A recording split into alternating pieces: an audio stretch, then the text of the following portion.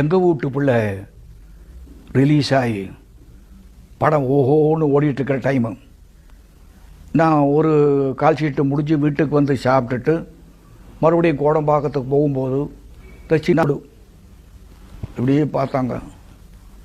ஏயா நீ தானே நம்பியாருங்கிறது? ஆமாம். எப்படியா நீ எங்கள் அண்ணனை அனுக்கலாம் அப்படின்னு கேட்டான். எப்படி இருப்பான் உங்கள் அண்ணன் எனக்கு தெரியும் அப்படின்னு.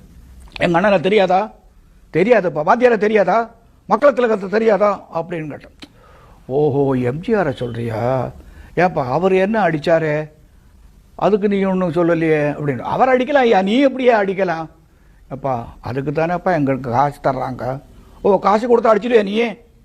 நான் புரிஞ்சுக்கிட்டேன், இவங்ககிட்ட ஒன்றும் பேசி ஜெயிக்க முடியாது, அட்ஜஸ்ட் பண்ணி தான் போகணும்.